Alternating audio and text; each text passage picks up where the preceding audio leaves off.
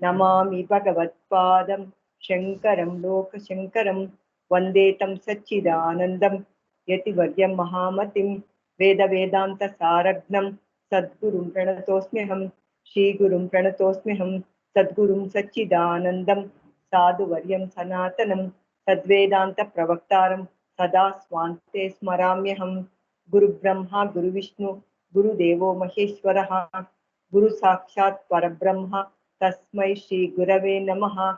ಓಂ ನಮೋ ಬ್ರಹ್ಮಾದಿಭ್ಯೋ ಬ್ರಹ್ಮ ವಿದ್ಯಾ ಸಂಪ್ರದಾಯ ಕರ್ತೃಭ್ಯೋ ವಂಶ ಋಷಿಭ್ಯೋ ನಮೋ ಮಹಾಭ್ಯೋ ನಮೋ ಗುರುಭ್ಯಃ. ಓಂ ಶಾಂತಿ ಶಾಂತಿ ಶಾಂತಿ. ಆ ಭಗವಂತನ ಅನುಗ್ರಹದಿಂದ ನಾವು ಈ ಬೃಹದಾರಣ್ಯಕ ಉಪನಿಷತ್ತಿನ ಎರಡನೇ ಖಂಡಿಕೆಯ ಎರಡನೇ ಮಂತ್ರದ ಭಾಗನ ನೋಡ್ತಾ ಇದ್ದೀವಿ. ಇಲ್ಲಿ ಹಿಂದಿನ ಖಂಡಿಕೆಗಳಲ್ಲಿ ಪ್ರಾಣನನ್ನ ಹೆಂಗೆ ಪ್ರಾಣನ ಸಂದರ್ಭಕ್ಕೆ ತಕ್ಕಂಗೆ ಉಪನಿಷತ್ ಹೇಳಕ್ ಬಂದಿರೋದು ಬ್ರಹ್ಮ ಸ್ವರೂಪನೇ. ಆದ್ರೆ ಆ ಬ್ರಹ್ಮ ಸ್ವರೂಪಕ್ಕೆ ಎಲ್ರಿಗೂ ತಿಳ್ಕೊಳಕ್ಕೆ ಕಷ್ಟ ಆಗುತ್ತೆ ಅಂತ ಮಧ್ಯದಲ್ಲಿ ಸಂದರ್ಭಕ್ಕೆ ಉಪಾಸನೆಗಳನ್ನು ಹೇಳಿ ಇಲ್ಲಿ ಪ್ರಾಣನ ಉಪಾಸನೆ ಬಂದು ಅದು ಸತ್ಯಕ್ಕೆ ಸತ್ಯ ಸತ್ಯಕ್ಕೆ ಸತ್ಯ ಅಂತ ಬಂದು ಫಸ್ಟು ಆ ಮೊದಲನೇ ಸತ್ಯ ಯಾವುದು ಅಂತ ಪ್ರಾಣನನ್ನ ಹೇಳ್ತಾ ಇದ್ದಾರೆ. ಇಲ್ಲಿ ಆ ಪ್ರಾಣನ ಉಪಾಸನೆ ಬಂದಿದೆ. ಇಲ್ಲಿ ಎರಡನೇ ಮಂತ್ರದಲ್ಲಿ ಪ್ರಾಣಕ್ಕೆ ನೇತ್ರದಲ್ಲಿ 7 ಅಕ್ಷಿತಿಗಳು ಅಂತ ಬಂದಿದೆ. ಇಲ್ಲಿ ಮಂತ್ರ ಭಾಗ ಅದ್ರದ್ದು ಅರ್ಥ. ಅದನ್ನು ಈ 7 ಅಕ್ಷಿತಿಗಳು ಸ್ತೋತ್ರ ಮಾಡುತ್ತಿರುವವು. 7 ಅಕ್ಷಿತಿಗಳು ಅಂದ್ರೆ ಕ್ಷಯ ಅಂದ್ರೆ ನಾಶ ಆಗೋದು, ಅಕ್ಷಿತಿಗಳು ಅಂದ್ರೆ ಕ್ಷಯ ಆಗದೆ ಇರುವಂತದ್ದು ಅಂತ. ಆ 7 ಈ ಪ್ರಾಣನನ್ನ ಸ್ತೋತ್ರ ಮಾಡ್ತಾ ಇದ್ದಾವೆ ಅಂತ, ಅವನನ್ನ ಇದ್ ಮಾಡ್ತಾ ಇದ್ದಾವೆ ಅಂತ. ಇಲ್ಲಿ ಕಣ್ಣಿನಲ್ಲಿರುವ ಈ ಕೆಂಪು ಗೀರುಗಳಿವೆಯಲ್ಲ, ಒಂದೊಂದು ಇಂದ್ರಿಯಕ್ಕೂ ಒಂದೊಂದು ದೇವತೆಗಳನ್ನ ಕೊಟ್ಟಿದ್ದಾರೆ, ಹೋಲಿಕೆ ಆಗಿ ಕೊಟ್ಟು ಅದ್ರ ಮೂಲಕ ಪ್ರಾಣನನ್ನ ಅವರು ದೇವತಾ ಸ್ವರೂಪದಿಂದ ಉಪಾಸನೆ ಮಾಡ್ತಾ ಇದ್ದಾರೆ ಅಂತ, ಅವನ ಸೇವೆ ಮಾಡ್ತಾ ಇದ್ದಾರೆ ಅಂತ. ರುದ್ರನು ಇದಕ್ಕೆ ಅಧೀನನಾಗಿರುವನು. ಆ ಕಣ್ಣಿನೊಳಗಡೆ ಇರುವಂತ ಕೆಂಪು ಗೀರುಗಳಿರುತ್ತಲ್ಲ ಒಳಗಡೆ, ಅದ್ರ ಮೂಲಕ ರುದ್ರ ಅದನ್ನ ಸೇವೆ ಮಾಡ್ತಾ ಇದ್ದಾನೆ ಅಂತ. ಈ ಕಣ್ಣಿನಲ್ಲಿರುವ ನೀರಿರುತ್ತಲ್ಲ ಅವುಗಳ ಮೂಲಕ ಪರ್ಜನ್ಯನು ಅಂದ್ರೆ ಈ ಪರ್ಜನ್ಯ ದೇವತೆ ಆ ಪ್ರಾಣನ ಸೇವೆ ಮಾಡ್ತಾ ಇದ್ದಾನೆ ಅಂತ. ಇನ್ನು ಕಣ್ಣು ಗುಡ್ಡೆ ಮಧ್ಯದಲ್ಲಿ ಇದೆಯಲ್ಲ ಅದರ ಮೂಲಕ ಆದಿತ್ಯ ಅಂದ್ರೆ ಸೂರ್ಯ ಭಗವಂತ ಅದ್ರ ಸೇವೆ ಮಾಡ್ತಾ ಇದ್ದಾನೆ ಅಂತ. ಇನ್ನು ಕಪ್ಪು ಭಾಗ ಇದೆಯಲ್ಲ ಅದರ ಮೂಲಕ ಅಗ್ನಿ ಅಂತ ಹೇಳಿದ್ದಾರೆ. ಈ ಕಪ್ಪು ಭಾಗ ಅಂತ ಯಾಕೆ ಹೇಳಿದ್ದಾರೆ ಅಂದ್ರೆ ಅಗ್ನಿಯಿಂದ ಹೊಗೆ ಎಲ್ಲ ಬರುತ್ತಲ್ಲ, ಅದರಿಂದ ಆ ಕಪ್ಪು ಭಾಗ ಅಂತ ಇರ್ಬೋದು, ಧೂಮ ಅಂತ ಇಟ್ಕೊಂಡು ಅಗ್ನಿ ಅಂತ ಹೇಳಿದ್ದಾರೆ. ಇನ್ನು ಬಿಳಿಯ ಭಾಗವಿದೆಯಲ್ಲ ಇದರ ಮೂಲಕ ಇಂದ್ರ ಆ ಪ್ರಾಣನ ಸೇವೆ ಮಾಡ್ತಾ ಇದ್ದೀನಿ. ಕೆಳಗಿನ ಕಣ್ಣು ಪೊರೆ ಇದೆಯಲ್ಲ ಅದರ ಮೂಲಕ ಪೃಥ್ವಿ ಅದಕ್ಕೆ ಅಧೀನವಾಗಿದೆ ಅಂತ. ಪೃಥ್ವಿ ಕೆಳಗಡೆ ಇರುತ್ತೆ, ಆ ಕಣ್ಣು ಕೆಳಗಡೆ ರೆಪ್ಪೆನೂ ಕೆಳಗಡೆ ಇರುತ್ತಲ್ಲ, ಅದು ಎರಡಕ್ಕೂ ಒಂದೇ ಹೋಲಿಕೆ ಇದೆ ಅಂತ ಹೇಳ್ಬಿಟ್ಟು ಅದನ್ನ ಹೇಳಿದ್ದಾರೆ. ಮತ್ತೆ ಜೂಲೋಕ ಒಂದೇ ಮೇಲಿನ ಲೋಕ ಇದೆಯಲ್ಲ, ಅದು ಮೇಲಿನ ಪೊರೆಯ ಮೂಲಕ ಅದನ್ನ ಸೇವೆ ಮಾಡ್ತಾ ಇದ್ದಾನೆ. ಯಾರು ಈ ತರ ತಿಳಿದುಕೊಂಡು ಹೀಗೆಂದು ತಿಳಿಯುವನೋ ಅವನ ಅನ್ನವು ಕ್ಷಯವಾಗುವುದಿಲ್ಲ. ಈ ರೀತಿ ಉಪಾಸನೆ ಮಾಡೋದ್ರಿಂದ ಅವನ್ಗೆ ಏನ್ ಫಲ ಅಂದ್ರೆ ಅವನ ಅನ್ನ ಅಂದ್ರೆ ಅವನ್ಗೆ ಅನ್ನದ ಕೊರತೆ ಆಗೋದಿಲ್ಲ ಅಂತ. ಮತ್ತೆ ಬರೀ ಅನ್ನದ ಕೊರತೆ ಅಲ್ಲ, ಅವನ ಆರೋಗ್ಯನೂ ಚೆನ್ನಾಗಿರ್ತದೆ, ಜೀರ್ಣಕ್ರಿಯೆನೂ ಚೆನ್ನಾಗಿರುತ್ತದೆ ಅಂತ ಇಲ್ಲಿ ಈ ಮಂತ್ರದ ಅರ್ಥ. ಇನ್ನು ಪ್ರಾಣನ ಕೆಲವು ಉಪಾಸನೆಗಳು ಅಂತ 331ನೇ ಭಾಷ್ಯಭಾಗ. ಈಗ ತನ್ನ ಗೋಂತಿನಲ್ಲಿ ನಿಂತಿರುವ ಆ ಕರುವಿಗೆ ಚಕ್ಷುಹು ಅಂದ್ರೆ ಚಕ್ಷುಹು ಸ್ಥಾನದಲ್ಲಿ ಕೆಲವು ಉಪನಿಷತ್ತುಗಳನ್ನು ಹೇಳಲಾಗುತ್ತದೆ. ಈ ಗೋಂತು ಅಂದ್ರೆ ಕಟ್ಟಿರ್ತಾರಲ್ಲ ಅದನ್ನ ಕರು ಅಂತ ತಗೊಂಡಿದ್ದಾರೆ. ಇಲ್ಲಿ ಕರುನ ಹೆಸರು ತರ ತಗೊಂಡಿದ್ದಾರೆ ಕರು ಅಂತ. ಕರುನ ಕಟ್ಟಿರ್ತಾರಲ್ಲ ಅಲ್ಲಿ, ಅದಕ್ಕೋಸ್ಕರ ಮತ್ತೆ ಆ ಕರುಗೆ ವಿಶೇಷವಾದ ಚಕ್ಷು ಅಂದ್ರೆ ಕಣ್ಣು ಅನ್ನೋದು ವಿಶೇಷವಾದ ಸ್ಥಾನ. ಎಲ್ಲಾ ಕಡೆನೂ ಪ್ರಾಣನಿರ್ತಾನೆ, ಅದೇ ಕಣ್ಣಿನಲ್ಲಿ ವಿಶೇಷವಾಗಿ ತೋರ್ಕೊಳ್ತಾನಲ್ಲ, ಅದರಿಂದ ಆ ಚಕ್ಷು ಸ್ಥಾನದಲ್ಲಿ ಕೆಲವು ಉಪನಿಷತ್ತುಗಳನ್ನು ಹೇಳಲಾಗುತ್ತದೆ. ಈ ಚಕ್ಷು ಸ್ಥಾನದಲ್ಲಿ ಅಂತ ವಿಶೇಷವಾಗಿ ಹೇಳ್ತಾ ಇದಾರಲ್ಲ, ಅದ್ರ ಹೆಸರುಗಳನ್ನ ಹೇಳ್ತೀವಿ ಅಂತಷ್ಟೇ. ಇಲ್ಲಿ ಉಪನಿಷತ್ತು ಅಂದ್ರೆ ಉಪನಿಷತ್ತಲ್ಲ ಹೇಳ್ತಾ ಇರೋದು, ಹೆಸರುಗಳನ್ನ ಹೇಳ್ತೀವಿ, ಆ ವಿಶೇಷ ಸ್ಥಾನದಲ್ಲಿರುವಂತ ಹೆಸರುಗಳನ್ನ ಹೇಳ್ತೀವಿ ಇಲ್ಲಿ ಅಂತ ಹೇಳ್ತಾ ಇದ್ದಾರೆ. ಸಮೇತ ಸಪ್ತಾಕ್ಷಿತಯ ಉಪತಿಷ್ಠಂತೆ ಅಂತ. ಇದಕ್ಕೆ ಅರ್ಥ ಏನಂದ್ರೆ ಸಪ್ತಾಕ್ಷಿತಯ ಅಂದ್ರೆ ಈ ಪ್ರಾಣನು ಈ 7 ವಿಶೇಷವಾದ ರೀತಿಯಿಂದ ಕಟ್ಕೊಂಡಿದ್ದಾನೆ ಅಂದ್ರೆ ಅವನು ಅದಕ್ಕೆ ಸುತ್ತುವರೆದಿದ್ದಾನೆ ಅಂತ. ಅದರಿಂದ ಅವನು ಸೇವೆ ಮಾಡಿಸ್ಕೊಂತಾ ಇದ್ದಾನೆ ಅಂತ. ಯಾವ ತರ ಅಂದ್ರೆ ಶರೀರಕ್ಕೆ ಅನ್ನದಿಂದ ಕಟ್ಟಿ ಹಾಕಿರುವ, ಶರೀರಕ್ಕೆ ಅನ್ನದಿಂದನೇ ಅಲ್ವಾ ಪ್ರಾಣನು ಚೆನ್ನಾಗಿರ್ಬೇಕಾದ್ರೆ ಅನ್ನ, ಅದಕ್ಕೆ ಶಕ್ತಿ ಬೇಕಲ್ವಾ, ಅದರಿಂದ ಆ ಅನ್ನದಿಂದ ಕಟ್ಟಿ ಹಾಕಿದ್ದಾನೆ. ಆ ಚಕ್ಷುಷಿನಲ್ಲಿ ಇರುವ ಆ ಕರಣಾತ್ಮಕನಾದ ಪ್ರಾಣನನ್ನು ಈ ಮುಂದೆ ಹೇಳುವ 7 ಅಂದ್ರೆ ಈ ಚಕ್ಷುಷಿನಲ್ಲಿ ತಾನೇ ವಿಶೇಷವಾಗಿ ತೋರ್ಕೊಳ್ಳೋದು ಈ ಪ್ರಾಣನು. ಅದರಿಂದ ಅದು ಕರಣಾತ್ಮಕವಾಗಿದೆ. ಅದು ಅಲ್ಲಿ ಪ್ರಾಣನನ್ನು ಈ ಮುಂದೆ ಹೇಳಿರುವ 7 ಅಂದ್ರೆ 7 ಸಂಖ್ಯೆಯ ಅಕ್ಷಿತಿಗಳು ಅಂದ್ರೆ ನಾಶ ಆಗದೆ ಇರುವಂಥದ್ದು, ಅಕ್ಷಯಕ್ಕೆ ಕಾರಣವಾಗಿರುವುದರಿಂದ ಅವು ಅಕ್ಷಿತಿಗಳು ಅಂತ ಹೇಳುತ್ತೆ, ನಾಶ ಆಗೋದಿಲ್ಲ ಅಂತ. ಸ್ತೋತ್ರ ಮಾಡುತ್ತಿರುವವು ಅಂದ್ರೆ ಅವನ ಆ ಪ್ರಾಣನ ಸೇವೆ ಮಾಡ್ತಾ ಇದ್ದಾವೆ ಅಂತ. ಇಲ್ಲಿ ಸ ಎಂಬ ಧಾತು, ಇಲ್ಲಿ ಗ್ರಾಮರ್ ಒಂದ್ ಸ್ವಲ್ಪ ಕೊಟ್ಟಿದ್ದಾರೆ. ಸ ಎಂಬ ಧಾತುವು ಉಪ ಎಂಬ ಉಪಸರ್ಗ ಪೂರ್ವಕವಾಗಿದ್ದರೆ ಮಂತ್ರದಿಂದ ಸ್ತೋತ್ರ ಮಾಡುವ ಸಂದರ್ಭದಲ್ಲಿ ಮಾತ್ರ ಆತ್ಮನೇಪದಿಯಾಗುತ್ತದೆ ಎಂಬುದು ನಿಜ ಅಂತ ಅಲ್ಲಿ ಗ್ರಾಮರ್ ಪಾಯಿಂಟ್ ಅಂತ ಹೇಳಿದ್ದಾರೆ ಅಲ್ಲಿ. ಆದರೆ ಇಲ್ಲಿಯ ದೇವತೆಗಳು 7 ಹೆಸರುಗಳು ಮಂತ್ರಸ್ಥಾನೀಯವಾಗಿ ಉಪಸ್ಥಾನಕ್ಕೆ ಕಾರಣವಾಗಿದೆ ಅಂತ. ಈ ಕಣ್ಣಿನಲ್ಲಿರುವಂತ 7 ಜನ ದೇವತೆಗಳಿದಾರಲ್ಲ, ಅವರು ಮಂತ್ರಸ್ಥಾನದಲ್ಲಿದ್ದಾರೆ, ಅವರು ಮಂತ್ರ ತರ ಆ ಸ್ಥಾನದಲ್ಲಿದ್ದಾರೆ ಅಂತ. ಆ ಕರಣಗಳು 7 ಕರಣಗಳಿದಾವಲ್ಲ ಅಲ್ಲಿ, ಆದ್ದರಿಂದ ಆತ್ಮನೇ ಪದ ಅಂತ ಬಂದಿದೆಯಲ್ಲ, ಅದು ವಿರುದ್ಧವಾಗಿ ಏನಾಗೋದಿಲ್ಲ, ಅದು ಸರಿಯಾಗಿ ಹೊಂದುತ್ತೆ ಅಂತ ಹೇಳಿದ್ದಾರೆ ಅಲ್ಲಿ. ಇನ್ನ ಆ ಅಕ್ಷಿತಿಗಳು ಯಾವುವು, ಆ ನಾಶ ಆಗದೆ ಇರುವಂತದ್ದು ಇದೆಯಲ್ಲ, ಕ್ಷಯ ಆಗದೆ ಇರುವಂತದ್ದು ಯಾವ್ದದು ಅಂದ್ರೆ ಅದು ಶ್ರುತಿನೇ ಹೇಳ್ತಾ ಇದೆ ಇಲ್ಲಿ. ತತ್ ಅಂದ್ರೆ ತತ್ರ ಅಂದ್ರೆ ಯಾವ್ದದು ಅಂದ್ರೆ ಅಲ್ಲಿ ಆ ಪ್ರಸಿದ್ಧವಾದ ಅಕ್ಷನ್ ಅಂದ್ರೆ ಅಕ್ಷಿಣಿ, ಕಣ್ಣಿನಲ್ಲಿರುವ ಈ ಕೆಂಪು ಗೀರುಗಳಿದೆಯಲ್ಲ, ಆ ಮಂತ್ರದ ಎಕ್ಸ್ಪ್ಲನೇಷನ್ ಇದು. ಆ ಕೆಂಪು ಗೀರುಗಳಿದೆಯಲ್ಲ, ಆ ಗೆರೆಗಳಿದೆಯಲ್ಲ ಅಲ್ಲಿ, ಅವುಗಳ ಮೂಲಕ ಈ ಮಧ್ಯಮ ಪ್ರಾಣನಿಗೆ ರುದ್ರನು ಅಧೀನನಾಗಿರ್ತಾನೆ. ಆ ಶರೀರದಲ್ಲಿ ಇದಾನಲ್ಲ ಅವನು, ನಮ್ಮ ಶರೀರದಲ್ಲಿ ಆಧ್ಯಾತ್ಮಿಕವಾಗಿ ನಮ್ಮ ಶರೀರದಲ್ಲಿ ಇದಾನಲ್ಲ, ಅದರಲ್ಲಿ ಅವನು ರುದ್ರ ಅದಕ್ಕೆ ಅಧೀನನಾಗಿರ್ತಾನೆ ಅಂತ ಅವನು ಅನುಸರಿಸಿಕೊಂಡಿರುತ್ತಾನೆ. ಇನ್ನು ಅಕ್ಷಿಣಿ ಅಂದ್ರೆ ಕಣ್ಣಿನಲ್ಲಿ ಹೊಗೆ ಮುಂತಾದರ ಸಂಯೋಗದಿಂದ ತೋರಿಕೊಳ್ಳುವ ನೀರು. ನಮ್ಗೆ ಏನಾದ್ರು ಕಣ್ಣಿಗೆ ಹೊಗೆ ಆದ ತಕ್ಷಣ ಕಣ್ಣಲ್ಲಿ ನೀರು ಬರುತ್ತಲ್ವಾ, ಅದನ್ನ ಆ ನೀರಿನ ಮೂಲಕ ಪರ್ಜನ್ಯನು ಅವನು ದೇವ. ಇಲ್ಲಿ ರುದ್ರ ಅಂತ ಹೇಳಿರೋದು ಯಾರನ್ನ ದೇವತೆನ ಎಲ್ಲ ಇದು ದೇವತಾ ಪ್ರಸಂಗ ಎಲ್ಲಿ ಬಂದಿತ್ತು ಹೇಳಿ? ಹಿಂದೆ ಬಂದಿತ್ತಲ್ವಾ? ಯಾವ ದೇವತೆಗಳು ಬಂದಿತ್ತು ಹಿಂದೆಗಡೆ? ವರ್ಣಗಳು ಬಂದಾಗ ವರ್ಣ ದೇವತೆಗಳಂತ ಬಂತು ಅಂತಲ್ಲ, ರುದ್ರರು, ವಸುಗಳು, ಆದಿತ್ಯರು, ಮರುದ್ಗಣಗಳು ಅಂತೆಲ್ಲ ಬಂದಿತ್ತಲ್ಲ. ಸೊ ಹಾಗಾಗಿ ಆ ದೇವತೆಗಳ ಪ್ರಜಾಪತಿಯಿಂದನೇ ದೇವತೆಗಳು ಸೃಷ್ಟಿಯಾಗಿದ್ದು ಅಂತ ಇದೆಯಲ್ಲ. ಸೊ ಹಾಗಾಗಿ ಆ ದೇವತೆಗಳು ಭಾಗ ಹೇಳ್ಬೇಕಾಗಿದೆ ಅಂದ್ರೆ ಕರ್ಣಾತ್ಮಕ ಅಂತ. ಪ್ರಜಾಪತಿ ಏನ್ ಕರ್ಣ ಅಲ್ಲ, ಪ್ರಜಾಪತಿ ತಾನ್ ಸ್ವಯಂ ಕರ್ಣ ಅಲ್ಲ, ಅವನು ಕರ್ಣದ ಮೂಲಕನೇ ತೋರ್ಕೊಳ್ಳೋದು ಅಂತ ಹಿಂದೆನೆ ತೋರ್ಸ್ಕೊಟ್ಟಿದ್ದಾರೆ ಆಚಾರ್ಯರಲ್ವಾ. ಹಿಂದಿನ ಪ್ರಸಂಗದಲ್ಲೇ ಬಂದಿದೆ, ಕರ್ಣಗಳಿಲ್ಲ ಅಂತಂದ್ರೆ ಪ್ರಾಣನು ತಾನು ಇರದೇ ಇಲ್ಲ ಅಂತ, ತಾನು ತೋರ್ಕೊಳಕ್ ಸಾಧ್ಯನೇ ಇಲ್ಲ ಅಂತ. ಸೊ ಕರ್ಣಾತ್ಮಕವಾಗಿರಂತ ದೇವತೆಗಳು ಇವರೆಲ್ಲ ಅಂತ. ಇವಾಗ ಚಕ್ಷುಸ್ಸು ಅಂತ ಮೊದಲು ತಗೊಂಡಿರೋಂಥದ್ದು ವಿಶೇಷವಾಗಿದ್ದಾನೆ ಅಂತ, ಪ್ರಾಣನು ವಿಶೇಷವಾಗಿದ್ದಾನೆ ಅನ್ನೋದು. ಮತ್ತೆ ಇಂದ್ರಿಯಗಳಲ್ಲಿ ಮುಖ್ಯವಾಗಿರೋದು ಅದು ಅಂತ ಬರುತ್ತೆ. ಛಾಂದೋಗ್ಯ ಉಪನಿಷತ್ತಿನಲ್ಲಿ ಏನ್ ಬರುತ್ತೆ ಇಲ್ಲಿ ಚಕ್ಷುಸ್ಸಿನ ಬಗ್ಗೆ?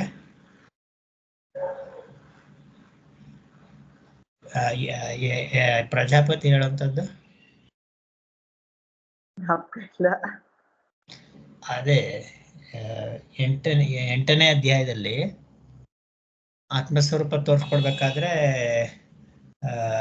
ಬಲಗಣ್ಣಿನಲ್ಲಿರುವಂತಹ ಕಣ್ಣು ಪುರುಷ, ಬಲಗಣ್ಣು ಹೆಚ್ಚು ಎಲ್ಲರಿಗೂ ಹೆಚ್ಚು ಶಕ್ತಿಯುತವಾಗಿರುತ್ತೆ ಅಂತ, ಬಲಗಡೆ ಕಣ್ಣು ಅಂತ. ಬಲಗಣ್ಣಿನಲ್ಲಿರುವಂತ ಪುರುಷನೇ ಆತ್ಮನು ಅಂತ ಹೇಳ್ತಾರೆ ಅಲ್ಲಿ. ಅಂದ್ರೆ ಅಲ್ಲಿ ಸ್ವರೂಪ ಹೇಳಿರೋಂಥದ್ದು. ಅಂದ್ರೆ ಅಲ್ಲಿ ಕಣ್ಣಿಗೂ ಕಣ್ಣನ್ನು ಹೇಳ್ತಾ ಇರೋದಲ್ಲಿ. ಹಂಗಾಗಿ ಅದೊಂದು ಇದು ಹೋಲಿಕೆ ತಗೊಂಡು ಹೇಳಿರೋದು. ಮುಂದುವರಿಸಿ. ಕಣ್ಣಿನಲ್ಲಿ ಹೊಗೆಯೇ ಮುಂತಾದದ್ದರ ಸಂಯೋಗದಿಂದ ತೋರಿಕೊಳ್ಳಿರುವ ನೀರು. ಕಣ್ಣಲ್ಲಿ ನಮ್ಗೆ ಹೊಗೆ ಬಂದ ತಕ್ಷಣ ನೀರು ಬರುತ್ತಲ್ಲ, ಆದ್ರಿಂದ ಆ ನೀರಿನ ಮೂಲಕ ಪರ್ಜನ್ಯನೆಂಬ ದೇವತಾತ್ಮ, ಅವನು ಆ ದೇವತೆ ಅದಕ್ಕೆ ಅಧೀನನಾಗಿರ್ತಾನೆ ಅಂತ, ಸ್ತೋತ್ರ ಮಾಡ್ತಾ ಇರ್ತಾನೆ ಅಂತ, ಅನುಸರಿಸಿಕೊಂಡಿರುತ್ತಾನೆ, ಸ್ತೋತ್ರ ಮಾಡುತ್ತಾನೆ ಎಂದರ್ಥ. ಮತ್ತು ಅವನು ಪ್ರಾಣಕ್ಕೆ ಅನ್ನರೂಪನಾಗಿರುವುದರಿಂದ ಆಗಿರುವ ಅಕ್ಷಿತಿಯು, ಅವನು ಇದೆಲ್ಲ ಯಾವುದು ಪರ್ಜನ್ಯ, ಅವನು ಈ ಅನ್ನ ಬೆಳೆಯೋದಕ್ಕೆಲ್ಲ ಅವನೇ ತಾನೇ ಕಾರಣ. ಮಳೆ ಬಂದ್ರೆ ತಾನೇ ಎಲ್ಲ ಬೆಳೆ ಎಲ್ಲ ಆಗೋದು. ಅದಕ್ಕೆ ಅನ್ನ ರೂಪವಾಗಿರುವ ಅಕ್ಷಿತಿಯು ಕಡಿಮೆ ಆಗದೆ ಇರುವಂತದ್ದು ಅಂತ. ಏಕೆಂದರೆ ಪರ್ಜನ್ಯನು ಮಳೆಗರೆಯಲಾಗಿ ಪ್ರಾಣಗಳು ಆನಂದಿಗಳಾಗುತ್ತವೆ ಎಂದು ಬೇರೊಂದು ಶ್ರುತಿಯಲ್ಲಿದೆ. ಮಳೆ ಬಂದ್ಬಿಟ್ರೆ ಎಲ್ಲ ಇದಕ್ಕೂ ಸಂತೋಷ ಆಗುತ್ತೆ, ಆನಂದ ಆಗುತ್ತೆ ಅಂತ. ನೋಡುವ ಶಕ್ತಿಯುಳ್ಳ ಕಣ್ಣು ಗುಡ್ಡೆ ಇದೆಯಲ್ಲ, ಆ ಕಣ್ಣು ಗುಡ್ಡೆಯ ಮೂಲಕ ಆದಿತ್ಯನು, ನೋಡುವಂತ ಶಕ್ತಿ ಆದಿತ್ಯನಿಂದನೇ ಬಂದಿರೋದು ಅಂತ ಅಲ್ಲಿ ಆದಿತ್ಯನಿಗೆ ಹೋಲಿಸಿದ್ದಾರೆ. ಅಲ್ಲಿ ಮಧ್ಯಮ ಪ್ರಾಣನನ್ನು ಸ್ತೋತ್ರ ಮಾಡುತ್ತಿರುತ್ತಾನೆ, ಅಂದ್ರೆ ಶರೀರದಲ್ಲಿರುವಂತ ಪ್ರಾಣನ ಅವನು ಸ್ತೋತ್ರ ಮಾಡ್ತಾ ಇರ್ತಾನೆ ಅಂತ. ಇನ್ನ ಕಣ್ಣಿನಲ್ಲಿ ಕಪ್ಪು ಭಾಗವಿದೆಯಲ್ಲ, ಅದರ ಮೂಲಕ ಅಗ್ನಿಯು ಸ್ತೋತ್ರ ಮಾಡುತ್ತಿರುತ್ತಾನೆ. ಕಪ್ಪು ಭಾಗ ಒಳಗಡೆ ಕಣ್ಣಿನೊಳಗೆ ಮಧ್ಯದಲ್ಲಿ ಇರುತ್ತಲ್ಲ, ಅಲ್ಲಿ ಅಗ್ನಿ ಅದ್ರ ಮೂಲಕ ಸ್ತೋತ್ರ ಮಾಡ್ತಾ ಇರ್ತಾನೆ, ಅವನ್ನ ಉಪಾಸನೆ ಮಾಡ್ತಾ ಇರ್ತಾನೆ ಅಂತ. ಇನ್ನ ಕಣ್ಣಿನ ಬಿಳಿಯ ಭಾಗವಿದೆಯಲ್ಲ, ಇದರ ಮೂಲಕ ಇಂದ್ರನು ಬಿಳಿಯ ಭಾಗದಲ್ಲಿ ಇಂದ್ರನಿಗೆ ಹೋಲಿಸಿದ್ದಾರೆ ಅಲ್ಲಿ. ಇನ್ನ ಕೆಳಗಿನ ಪೊರೆ ಅಂದ್ರೆ ಕಣ್ಣು ರೆಪ್ಪೆ ಕೆಳಗಡೆ ಇರ್ತೈತಲ್ಲ, ಅದನ್ನ ಪೃಥ್ವಿ ದೇವತೆ ಅನುಸರಿಸ್ಕೊಂಡಿರ್ತಾಳೆ ಅಂತ. ಪೃಥ್ವಿನೂ ಕೆಳಗಡೆ ಇದೆ, ಕಣ್ಣು ರೆಪ್ಪೆನೂ ಕೆಳಗಡೆ ಇದೆ, ಅಂದ್ರೆ ಎರಡಕ್ಕೂ ಸಮಾನವಾಗಿದೆ ಹೋಲಿಕೆ ಅಂತ ಹೇಳ್ಬಿಟ್ಟು ಅಲ್ಲಿ ಕೊಟ್ಟಿದ್ದಾರೆ. ಇನ್ನ ದ್ಯುಲೋಕ ಅಂದ್ರೆ ಮೇಲಿನ ಪೊರೆನೂ ಮೇಲ್ಗಡೆ ಇದೆ, ದ್ಯುಲೋಕನು ಮೇಲ್ಗಡೆ ಇದೆ, ಅದು ಎರಡಕ್ಕೂ ಸಮಾನವಾಗಿದೆ ಅಂತ. ಅದು ಈ 7 ಪ್ರಾಣಕ್ಕೆ ಅನ್ನವಾಗಿದ್ದುಕೊಂಡು ಸತತವಾಗಿ ಸ್ತೋತ್ರ ಮಾಡುತ್ತಿರುವವು ಎಂದು ಯಾವನು ಅರಿತುಕೊಳ್ಳುವನೋ, ಇದನ್ನ ಈ ತರ ಈ 7 ಜನ ದೇವತೆಗಳು ಈ ತರ ಅದನ್ನ ಅನುಸರಿಸ್ಕೊಂಡಿದ್ದಾರೆ ಅಂತ ಯಾರು ತಿಳ್ಕೊಂಡು ಉಪಾಸನೆ ಮಾಡ್ತಾನೋ ಅವನಿಗೆ ಇದು ಫಲವು. ಅಂದ್ರೆ ಯಾವ ಫಲ ಅಂದ್ರೆ ಅವನಿಗೆ ಅನ್ನವು ಕ್ಷಯವಾಗುವುದಿಲ್ಲ, ಅನ್ನಗಳು ಕಡಿಮೆ, ಅವನು ಯಾವಾಗ್ಲೂ ಭೋಕ್ತೃವಾಗೇ ಇರ್ತಾನೆ, ಭೋಗ್ಯ ಆಗೋದಿಲ್ಲ. ಅವನ ಶರೀರ ಆರೋಗ್ಯ ಎಲ್ಲ ಚೆನ್ನಾಗಿರ್ತೈತೆ, ಅವನು ಅನ್ನ ಅವನಿಗೆ ಕಡಿಮೆ ಆಗೋದಿಲ್ಲ ಅಂತ ಹೇಳ್ತಾರೆ.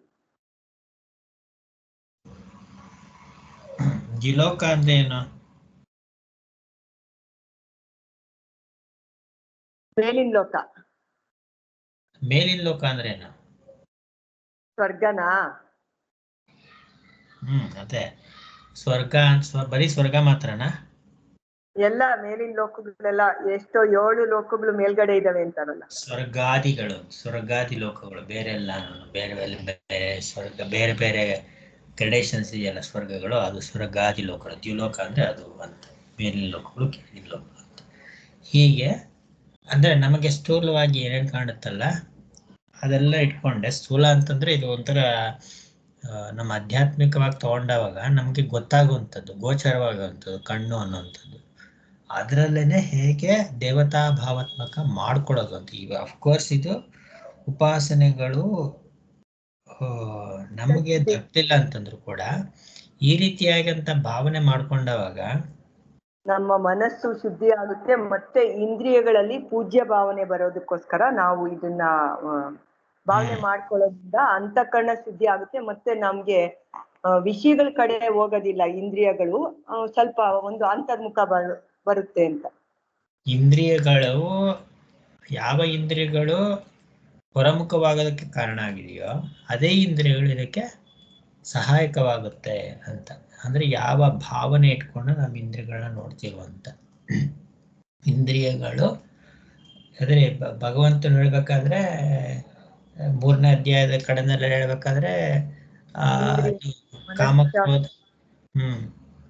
ಇಂದ್ರಿಯಗಳಲ್ಲಿ ಮನಸ್ಸು ನಾನು ಅಂತ ಹೇಳ್ತಾನೆ. ಅದು ಬೇರೆ, ಅದು ಇದು ಹೇಳ್ತಾ ವಿಭೂತಿ ಹೇಳ್ತಾ ಇರೋದು ಇಂದ್ರಿಯಾಣ ಮನಶ್ಚಾಸ್ಮಿ ಅಂತ, ಅದನ್ನ ಹೇಳ್ತಾನೆ ಸರಿ. ನಾನು ಹೇಳಕ್ ಕೊಟ್ಟಿರೋಂಥದ್ದು ಕೋಟೆಗಳಲ್ಲಿ ಹೇಗೆ ಶತ್ರುವನ್ನ ನೋಡ್ಕೊಂಡು ನಾವು ಇದು ಮಾಡ್ತೀವೋ ಅದೇ ರೀತಿ ಇಂದ್ರಿಯಗಳ ದ್ವಾರದಿಂದಲೇ ಇವರೆಲ್ಲರೂ ಇರುವಂಥದ್ದು. ಕಾಮಕ್ರೋಧಗಳೆಲ್ಲ ಇಂದ್ರಿಯಗಳಿಂದ ದ್ವಾರದಿಂದ ಅವ್ರು ಇರ್ತಾರೆ ಅಂತ. ಅಂದ್ರೆ ನಾವು ಯಾವ ರೀತಿ ನಾವು ನೋಡ್ತೀವಿ ಅವ್ರನ್ನ ಅಂತ, ಹಾಗೆ ಆ ರೀತಿ ಇರುವಂಥದ್ದು ಅಂತ. ಅದರಲ್ಲಿ ಪೂಜ್ಯ ಭಾವನೆ ಇಟ್ಕೊಂಡು ಹೀಗಿಟ್ಕೊಂಡವಾಗ ಅದೇ ಸಹಾಯಕವಾಗುತ್ತದೆ ಅನ್ನುವಂಥ ಸಂದೇಶ ಇಲ್ಲಿ ಬಂದಿರುತ್ತದೆ. ಒಂದೊಂದು ಕೂಡ ಅಷ್ಟು ಸಾರವತ್ತವಾಗಿ ನೋಡ್ಕೊಳ್ಬೇಕು ನಾವು ಅದನ್ನ. ಯಾಕೆಂದ್ರೆ ಇವು ಪ್ರಸಂಗ ಇರುವಂಥದ್ದು ಆತ್ಮಸ್ವರೂಪಕ್ಕೆ. ಉಪಾಸನೆ ಹೌದು, ಹೀಗೆ ಹೇಳಿದೆ, ಶಾಸ್ತ್ರ ಹೇಳಿದೆ, ಅದಕ್ಕೋಸ್ಕರ ನೋಡ್ಕೊಂಡು ಮುಂದಕ್ಕೆ ಹೋಗೋದು ಅಂತಲ್ಲ. ಇವಾಗ ನಮಗೇನಕ್ಕೆ ಇದು ನಮ್ಗೆ ಇದರಿಂದ ಏನ್ ಮಾಡ್ಕೊಳ್ಬೋದು ನಮ್ಗೆ ಇವಾಗ ಇದರಿಂದ ಅನ್ನೋದನ್ನ ನೋಡ್ಕೊಳ್ತಾ ಇರ್ಬೇಕು ಅಂತ. ಮುಂದೆ 3ನೇ ಮಂತ್ರ ದಿವ್ಯಾ.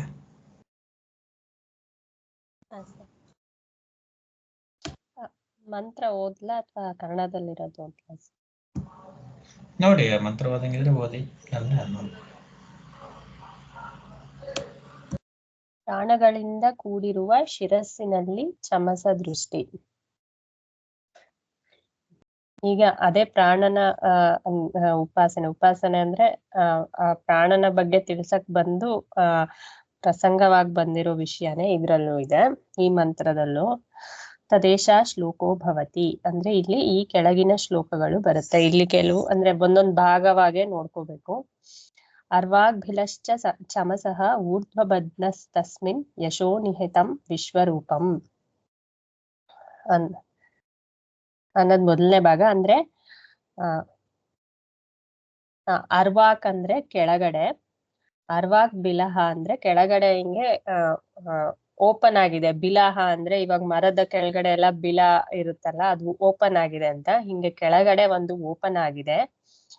ಊರ್ಧ್ವ ಬದ್ನ ಅಂದ್ರೆ ಮೇಲ್ಗಡೆ, ಊರ್ಧ್ವ ಅಂದ್ರೆ ಮೇಲೆ, ಬದ್ನ ಅಂದ್ರೆ ಮುಚ್ಕೊಂಡಿದೆ ಅಂತ. ಮೇಲ್ಗಡೆ ಇರೋದು ಮುಚ್ಕೊಂಡಿದೆ. ಅದ್ರಲ್ಲೇ ಯಶಃ ನಿಹಿತಂ ವಿಶ್ವರೂಪಂ, ಅದ್ರಲ್ಲೇ ವಿಶ್ವರೂಪ ಅನ್ನ ಯಶಸ್ಸನ್ನ ನಿಹಿತಂ ಅಂದ್ರೆ ಇಟ್ಟಿದ್ದಾರೆ ಅಂತ. ಅಂದ್ರೆ ಅದು ಚಮಸ ಅಂದ್ರೆ ಯಜ್ಞದಲ್ಲೇ ಸೋಮರಸನೆಲ್ಲ ತುಂಬಾ ಉಪಯೋಗಿಸ್ತಾರಲ್ಲ, ಆ ಪಾತ್ರೆ. ಅದನ್ನ ಒಂಥರ ಹಿಂಗ್ ಬೋರ್ಲ್ ಹಾಕಿದ್ರೆ ಅದ್ ಹೆಂಗಿರುತ್ತೋ ಅದನ್ನ ಹೇಳ್ತಾ ಇದ್ರೆ. ಕೆಳಗಡೆ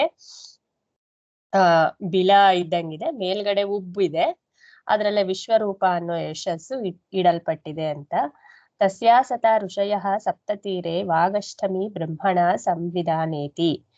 ಅದರಲ್ಲೇ ಅಲ್ಲಿ ಎಲ್ಲಿ ಹಂಗಿದೆಯೋ ಅದನ್ನ ಶಿರಸ್ಸು ಅಂತ ಮುಂದೆ ಹೇಳ್ತಾರೆ, ಅಂದ್ರೆ ಭಾಷ್ಯದಲ್ಲೇ. ಅಲ್ಲಿ 7 ಜನ ಋಷಿಗಳು, ಸಪ್ತ ಋಷಯ 7 ಜನ ಋಷಿಗಳು ಇರ್ತಾರೆ. ಬ್ರಹ್ಮದೊಡನೆ ಸಂವಾದ ಮಾಡ್ತಾ ಇರ್ತಾರೆ. ಅಂದ್ರೆ ಸಂವಾದ ಅಂದ್ರೆ ವಾಕ್ಯ 8ನೇಯದು, 7 + 1 ಅಂದ್ರೆ 8 ಜನ ಇರ್ತಾರೆ. ಬ್ರಹ್ಮಣ ಅಂದ್ರೆ ಅವರು ಮಾತಾಡ್ತಿರ್ತಾರೆ ಅಂತ. ಏನ್ ಮಾತಾಡ್ತಿರ್ತಾರ ಋಷಿಗಳು ಅಂದ್ರೆ ವೇದಾನ ಹೇಳ್ತಾ ಇರ್ತಾರೆ. ಅದೇ ಸಂವಿಧಾನ ಇತಿ ಅಂತ. ಅರ್ವಾಗ್ಬಿಲಶ್ಚಮಸಃ ಊರ್ಧ್ವಬದ್ನ ಇತಿ ಇದಂ ತತ್ ಶಿರಃ ಏಷಃ ಹಿ ಅರ್ವಾಗ್ಬಿಲಶ್ಚಮಸಃ ಊರ್ಧ್ವಬದ್ನ ತಸ್ಮಿನ್ ಯಶಃ ನಿಹಿತಂ ವಿಶ್ವರೂಪಂ ಇತಿ ಪ್ರಾಣಾವೈ ಯಶೋ ವಿಶ್ವರೂಪಂ. ಅದೇ ವಿಷಯ ಮತ್ತೆ ಹೇಳಿದಾರೆ. ಅಂದ್ರೆ ಕೆಳಗಡೆ ನಾವ್ ಅವಾಗ್ಲೇ ಏನ್ ಹೇಳಿದ್ವು, ಕೆಳಗಡೆ ಓಪನ್ ಇದ್ದಂಗೆ ಇರುತ್ತೆ, ಮೇಲ್ಗಡೆ ಉಬ್ಬಿರುತ್ತಲ್ಲ ಆ ಚಮಸ, ಅದೇನು ಅಂದ್ರೆ ಅದೇ ಶಿರಸ್ಸು.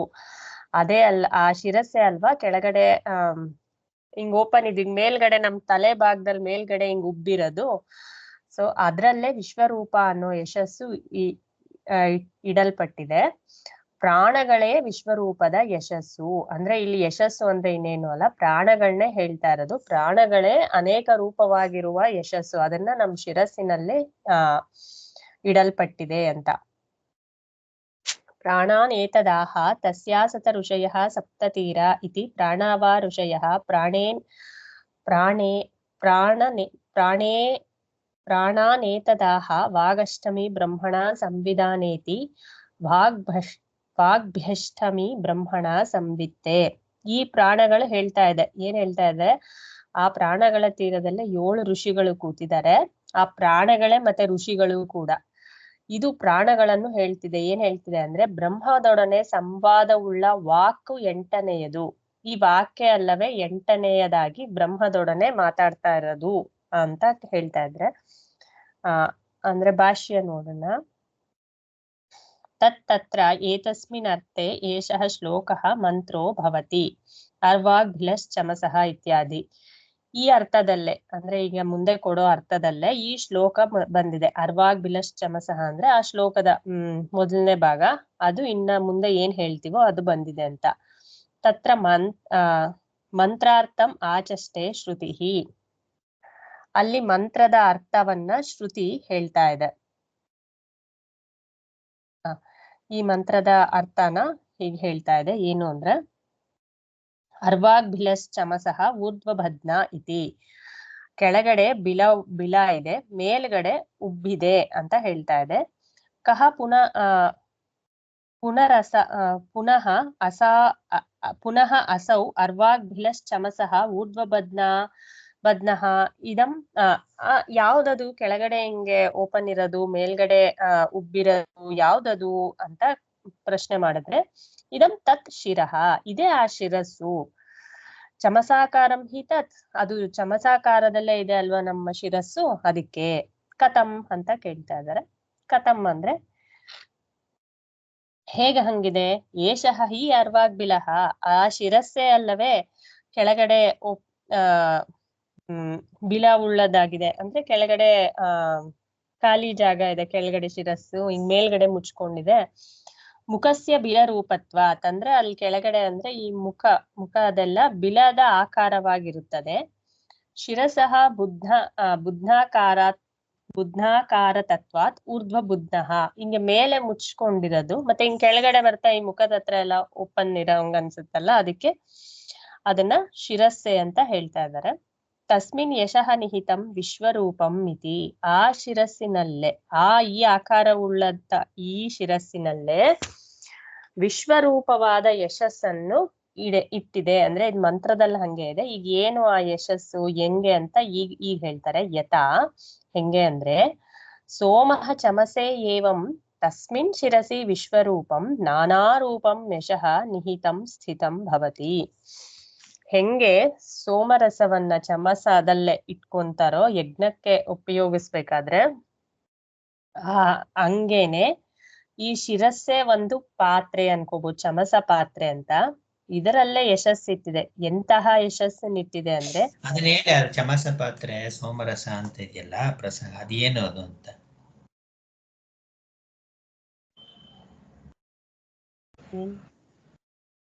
ಅಲ್ಲ, ಗುರುಗಳು ಹೇಳಿದ್ರಲ್ಲ ಎಕ್ಸ್ಪ್ಲೇನ್ ಮಾಡ್ಬೇಕಾದ್ರೆ, ಏನದು ಅಂತ, ಯಾವ್ದ್ರಲ್ಲಿ ಬಳಸೋದು? ಯಾವುದು?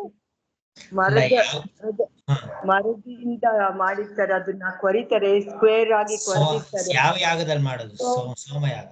ಸೋಮಯಾಗಕ್ಕೆ ಮಾಡಕ್ಕೆ ಸೋಮರಸಕ್ಕೋಸ್ಕರ ಮಾಡ್ತಾರೆ ಅದನ್ನ ಇಷ್ಟೇ ಅಗಲ ಇರ್ಬೇಕು, ಇಷ್ಟೇ ಈ ತರಾನೇ ಇರ್ಬೇಕು ಅಂತೆಲ್ಲ ರೂಲ್ಸ್ ಇರುತ್ತೆ. ಆ ತರ ಎಲ್ಲ ಮಾಡಿ ಅದಕ್ಕೆಲ್ಲ ಅದು ಯಾವ್ದು ಮರ ಬೇಕೋ ಅದನ್ನೇ ತಗೊಂಡು ಅದನ್ನೆಲ್ಲ ಕೊರ್ದು ಎಲ್ಲ ಮಾಡಿರ್ತಾರೆ. ಸೋಮಯಾಗ ಅನ್ನೋಂಥದ್ದು ಸಾಮಾನ್ಯವಾಗಿರೋಂಥ ಯಾಗ, ಎಷ್ಟೋ ಕಡೆ ಮಾಡೋಂಥದ್ದು ಸೋಮಯಾಗ ಅಂತ. ಸೋಮಯಾಜಿ ಅಂತಾನು ಕರೀತಾರಲ್ಲ, ಅಂದ್ರೆ ಆ ಪೂರ್ವಜರು ಸೋಮಯಾಗ ಮಾಡೋರಿದ್ರು ಅನ್ನೋ ತರ ಇರುತ್ತೆ. ಆ ಸೋಮಯಾಗ ಅನ್ನೋಂಥದ್ದು ಪತಿ ಪತ್ನಿಯರು ಸೇರ್ಕೊಂಡು ಮಾಡೋಂಥ ಯಾಗ. ಅಂದ್ರೆ ಪತಿ ಪತ್ನಿಯರೇ ಸೇರ್ಕೊಂಡು ಮಾಡೋಂಥದ್ದು. ಅದ್ರೊಳಗೆಲ್ಲಾನು ಹೀಗಿರ್ಬೇಕು, ಇಷ್ಟೇ ಅಳ್ತಾ ಇರ್ಬೇಕು, ಇದರಿಂದ ಮರದಿಂದ ಮಾಡಿರ್ಬೇಕು, ಅದೆಲ್ಲ ರೂಲ್ಸ್ ಇರುತ್ತೆ ಅದ್ರೊಳಗೆ. ಅದರಲ್ಲಿ ಸಂಗ್ರಹವಾಗಿ ಇಡೋವಂಥದ್ದು. ಅಂದ್ರೆ ಇಲ್ಲಿ ಆ ಶಿರಸ್ಸನ್ನ ಹೋಲಿಸ್ಕೊಂಡಿದ್ದಾರೆ ಅಂತ. ಅಂದ್ರೆ ಆ ಶ್ರುತಿಯ ವ್ಯಾಪ್ತಿ ನೋಡ್ಕೊಳ್ಬೋದು ನಾವು ಅಂತ. ನಮ್ಗೆ ಹೇಗೆ ಇವಾಗ ಕರ್ಮಗಳು ಉಪಾಸನೆಗೆ ಹೇಗೆ ಅನುಕೂಲ ಮಾಡಿಕೊಡುತ್ತೆ ಅಂತ, ಕರ್ಮಗಳನ್ನ ಹೇಳೋದು, ಅದಕ್ಕೆ ಉಪಾಸನೆಗೆ ತಿರುಗಿಸೋದು. ಎಂತ ಚಾಕಚಕ್ಯತೆ ಐತೆ. ಚಾಕಚಕ್ಯತೆ ಅನ್ನೋದು ತಪ್ಪಾಗುತ್ತೆ. ಅಂದ್ರೆ ಈ ಋಷಿಗಳು ಎಷ್ಟು ಹೊರಗಡೆನ ದೃಷ್ಟಿಯನ್ನ ಒಳಗಡೆ ತಂದ್ಕೊಡೋದಕ್ಕೋಸ್ಕರ ಏನೇನೆಲ್ಲ ಮಾಡಿದ್ರು ಅನ್ನೋದು ಗೊತ್ತಾಗುತ್ತೆ ನೋಡಿ. ಈಗ ಇಂದ್ರಿಯ ಪರಾಂಚಿ ಕಾಣಿವೇತ್ರ ಅಂತಂತ ಹಿಂದೆನೆ ತೋರಿಸ್ಕೊಟ್ಟಿದ್ದಾರೆ. ಇಂದ್ರಿಯಗಳು ಬಹಳ ಬಾಹ್ಯಮುಖವಾಗಿರೋದ್ರಿಂದ ಅದು ಒಳಗಡೆ ತಿರುಗಿಸೋದು ಕಷ್ಟ ಅಂತ. ಬಾಹ್ಯಮುಖವಾಗಿರೋಂಥ ಇಂದ್ರಿಯಗಳನ್ನ ಏನ್ ಮಾಡ್ಬೇಕು ಮೊದಲಿಗೆ ಅಂತಂದ್ರೆ, ಮೊದಲಿಗೆ ಈ ಒಂದು ಬಾಹ್ಯ ಕರ್ಮಗಳಿಂದ ಶಾಸ್ತ್ರೀಯ ಕರ್ಮಗಳು ತಗೊಂಡ್ಬರ್ಬೇಕು ಮೊದಲಿಗೆ. ಈಗ ಮೊನ್ನೆ ಜ್ವರ ಬಂದಿದ್ರಿಂದ ಸ್ವಲ್ಪ ಇದು ವೆಬ್ ಸೀರೀಸು ಕೆಲವೊಂದೆಲ್ಲಾನು ಯಾವುದೋ ವೀರಪ್ಪ ಅಂತ ಮತ್ತೆ ಇನ್ನೊಂದು ಯಾವ್ದಾದ್ರು ನೋಡ್ತಿದ್ದೆ. ಅಲ್ಲಿ ನಂಗೆ ಗೊತ್ತಾಗೋದು ಏನು ಅಂತಂದ್ರೆ ಅಲ್ಲೆಲ್ಲ ವೆಬ್ ಸೀರೀಸ್ ಅಲ್ಲಿ ಏನ್ ಮಾಡ್ಬಿಡ್ತಾರೆ ಈ ಜನಗಳು ಅಂತಂದ್ರೆ ಸುಮ್ಮನೆ ಸಂದರ್ಭಕ್ಕೆ ಅನುಸಾರ ಹೇಳ್ತಾರಂಥದ್ದು ಎಲ್ಲಾನು ಇವಾಗ ವೆಸ್ಟರ್ನ್ ಕಲ್ಚರ್ದ ತೊಗೊಂಬರ್ತಾರೆ. ತೊಗೊಂಬರ್ತಾನೆ ದೊಡ್ಡ ಸಾಹುಕಾರಿಂದ. ಕೆಲವೊಂದು ಸೀರಿಯಲ್ಸ್ಗಳು ಅಷ್ಟೇನೆ ಸಾಹುಕಾರ ಮನೆತನನೇ ಶುರು ಮಾಡ್ತಾರೆ ಅವರು. ಅಂದ್ರೆ ಮಕ್ಕಳಿಗೆ ಏನ್ ಅನ್ಸ್ಬೇಕು, ಓ ಚೆನ್ನಾಗಿ ದುಡ್ಡು ಮಾಡ್ಬೇಕು ಅಂತ ಮೊದಲಿಗೆ ಬರ್ಬೇಕು. ಆಮೇಲೆ ಎಲ್ಲ ವೆಸ್ಟರ್ನ್ಸ್ ಹೇಗಿರ್ತಾರೆ ಹಾಗೆ ರೇಸ್ಗೆ ಹೋಗೋಂಥದ್ದು. ಇವಾಗ ಮೊದಲಿಂದನೂ ಸಿನಿಮಾಗಳಲ್ಲಿ ರ್ಯಾಶ್ ಆಗಿ ಡ್ರೈವ್ ಮಾಡೋದಂಥದ್ದು, ರ್ಯಾಶ್ ಆಗಿ ಡ್ರೈವ್ ಮಾಡ್ಕೊಂಡು ಹೀರೋ ಬರ್ತಾನೆ, ಅದೇ ದೊಡ್ಡ ಸೀನು. ಅಂದರೆ ರ್ಯಾಶ್ ಆಗಿ ಡ್ರೈವ್ ಮಾಡೋದನ್ನ ಪ್ರಮೋಟ್ ಮಾಡೋಂಗಾಯ್ತು, ಸಿಗರೇಟ್ಸ್ ಅದನ್ನು ಪ್ರಮೋಟ್ ಮಾಡೋಂಗಾಯ್ತು. ಆಮೇಲೆ ಅಲ್ಲಿ ವೆಸ್ಟರ್ನ್ ಕಲ್ಚರಲ್ಲಿ ಹೇಗೆ ಹೆಂಗಸರು ಅರ್ಧ ಬಟ್ಟೆ ಹಾಕ್ಕೊಂಡಿರ್ತಾರೋ, ಗಂಡಸರು ಪೂರ್ತಿ ಬಟ್ಟೆ ಹಾಕ್ಕೊಂಡಿರ್ತಾರೋ ಆ ಥರ ತೋರಿಸೋದು. ಅಂದರೆ ನಾ ಹೇಳ್ತಾ ಇರೋವಂಥದ್ದು ನಮಗೆ ಈಗಿನ ನಮ್ಮ ಕಾಲದವ್ರಿಗೆ ಡಿಫ್ರೆನ್ಸಿಯೇಷನ್ ಮಾಡ್ಕೊಂಡು ಬರುತ್ತೆ.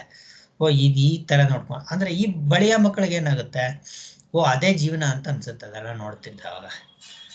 ಆಗ ಎಷ್ಟು ಕಷ್ಟ ಇರುತ್ತೆ ನಾನು ಹೇಳ್ತಾ ಇರೋದು ಯಾಕೆ ಅಂತಂದ್ರೆ ಈ ಸಂದರ್ಭದಲ್ಲಿ ಒಳಗಡೆ ಸರ್ಸೋದು ಎಷ್ಟು ಕಷ್ಟ ಇದೆ ಅಂತ. ಬಾಹ್ಯ ವಿಚಾರದಲ್ಲಿ ಅಷ್ಟು ಅಂಟ್ಕೊಂಡ್ಬಿಟ್ಟಾಗ, ಅಂದ್ರೆ ಅದರಲ್ಲೇನೆ ಭೋಗಗಳನ್ನ ಹುಡ್ಕೋದಕ್ಕೆ ಶುರು ಮಾಡಿದಾಗ ಇಲ್ಲಿ ಒಳಗಡೆ ಕರ್ಸೋದು ಎಷ್ಟು ಕಷ್ಟ ಇರುತ್ತೆ ಅಂತ. ಹಾಗಾಗಿ ಏನ್ ಮಾಡ್ತಾರೆ, ಶಾಸ್ತ್ರೀಯ ಕರ್ಮಗಳ ಕಡೆ ತಗೊಂಡ್ಬಂದಾಗ ನೋಡಿ, ಫಲ ಕೂಡ ಹೇಳಂತ ಅವಶ್ಯಕತೆ ಏನಿತ್ತು ಇಲ್ಲಿ. ಫಲ ಕೂಡ ಹೇಳುತ್ತೆ, ಫಲ ಇಲ್ಲಾಂದ್ರೆ ಯಾರು ಮಾಡೋದೇ ಇಲ್ವಲ್ಲ. ಯಾಕಂದ್ರೆ ಫಲ ಹೇಳ್ಬೇಕು, ಫಲ ಹೇಳಿ ಶಾಸ್ತ್ರೀಯ ಕರ್ಮಗಳು ತಗೊಂಡಾಗ ಶಾಸ್ತ್ರೀಯ ಕರ್ಮಗಳ ನಾಲೆಜ್ ಇಲ್ಲ ಅಂತಂದ್ರೆ ಏನ್ ಅರ್ಥ ಆಗುತ್ತೆ, ಚಮಸ ಅಂದ್ರೆ ಏನು, ಸೋಮಯಾಗ ಅಂದ್ರೆ ಏನು ಅಂತ ಅಂದ್ಬಿಟ್ಟು. ಹಾಗಾಗಿ ಅದ್ರ ಕಡೆ ತಗೊಂಡ್ಬಂದು ಆಮೇಲಿಂದ ಅದನ್ನ ನಮ್ಗೆ ಈ ಶರೀರದಲ್ಲಿ ಆ ಭಾವನೆ ಮಾಡ್ಕೊಂಡಾಗ, ಆದ್ರೆ ಆ ಯಜ್ಞದ ಫಲ ಅನ್ನೋದು ನಮ್ಗೆ ಗೊತ್ತಾದವಾಗ, ಈ ಉಪಾಸನೆ ಫಲ ಯಜ್ಞ ಫಲಕ್ಕಿಂತ ಹೆಚ್ಚಿನದು, ನಾವು ಎಷ್ಟೆಷ್ಟು ಭಾವನೆ ಮಾಡ್ಕೊಳ್ತಿರೋ ಅಷ್ಟೆಷ್ಟು ಫಲ ಆಗುತ್ತೆ ಅನ್ನೋದು ಗೊತ್ತಾದವಾಗ ಹೊರಗಡೆಯಿಂದ ಒಳಗಡೆ ತಗೊಂಬಂದಂಗೆ ಆಯ್ತಾ ಇದು. ಬರೀ ಸ್ಥೂಲವಾಗೇ ತಗೊಳ್ಳಿ, ಬೇಡ ಏನು ಬೇಡ, ಇದು ಮುಂದೆ ಸುಮ್ಮನೆ ಓದ್ಕೊಂಡು ಹೋಗೋದು ಅಂತ ಅನ್ಕೊಳ್ಳಿ. ಇವಾಗ ಈ ಭಾವನೆ ಮಾಡಬೇಕು ಸರಿ, ಬರೀ ಇದು ಓದ್ಕೊಂಡೋಗಿ ಹಾಗೇನೆ ಒಳಗಡೆ ಇಟ್ಕೊಂಡವಾಗ ಹೊರಗಡೆ ದೃಷ್ಟಿ ಎಷ್ಟು ಮಟ್ಟಿಗೆ ಬಿಡಿಸುತ್ತೆ ನೋಡಿ ಇದು. ಹಾಗೆ ಇದನ್ನ ತೋರಿಸ್ಕೊಂಡು ಹೋಗ್ತಾರಂಥದ್ದು. ಮುಂದುವರ್ಸಿ ಹಾಗೇನೆ.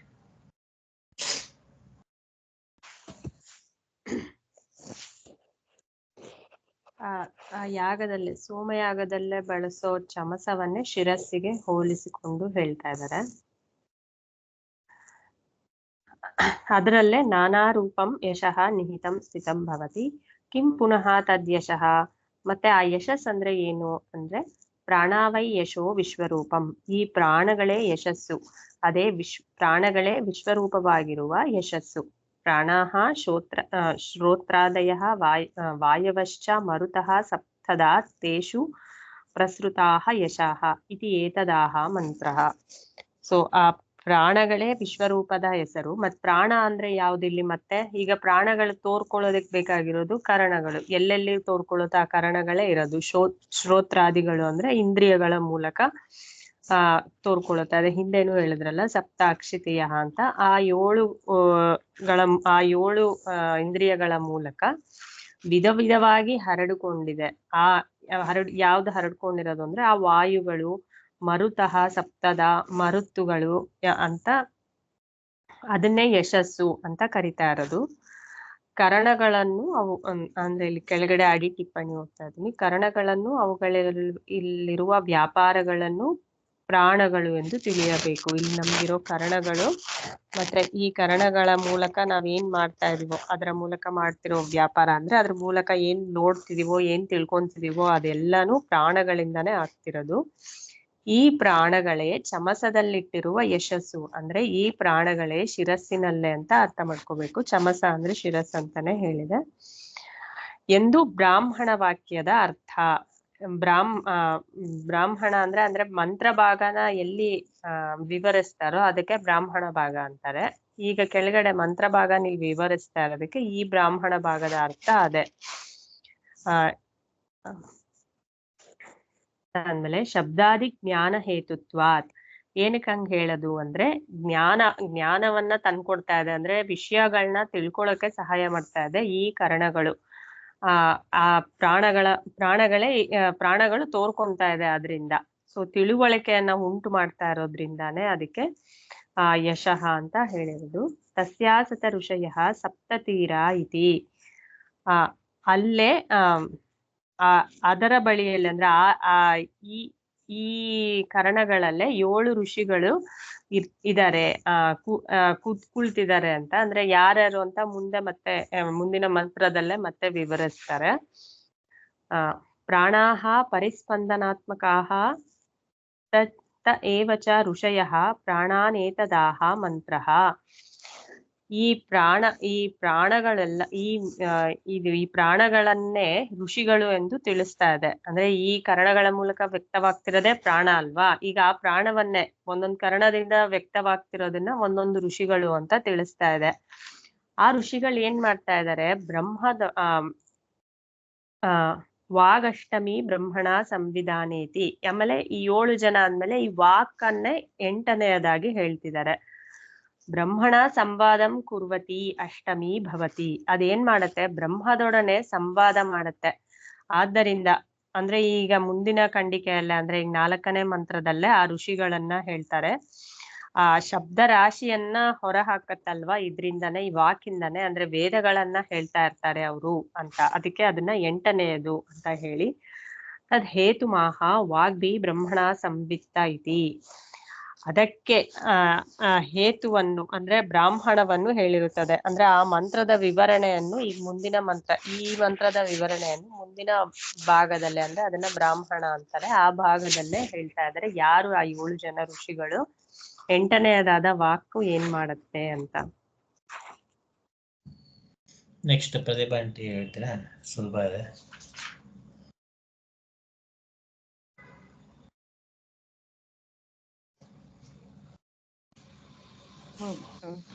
ಹೆಂಗ್ ಗೊತ್ತಾಗುತ್ತೋ ಹಂಗೆ ಓದ್ಕೊಂಡು ಹೇಳ್ತೀನಿ. ಸರಿ ಸರ್. ಸ್ತೋತ್ರಾದಿಗಳಲ್ಲಿ ಋಷಿ ದೃಷ್ಟಿ. ಇವೆರಡೇ ಗೌತಮ ಭರದ್ವಾಜರು. ಇದೇ ಗೌತಮ, ಇದೇ ಭರದ್ವಾಜ. ಇವೆರಡೇ ವಿಶ್ವಾಮಿತ್ರ ಜಮದಗ್ನಿಗಳು. ಇದೇ ವಿಶ್ವಾಮಿತ್ರ, ಇದೇ ಜಮದಗ್ನಿ. ಅಂದ್ರೆ ಇವರು 7 ಜನ ಋಷಿಗಳ ಹೆಸರುಗಳು ಹೇಳ್ತಾ ಬರ್ತಾ ಇದ್ದಾರೆ.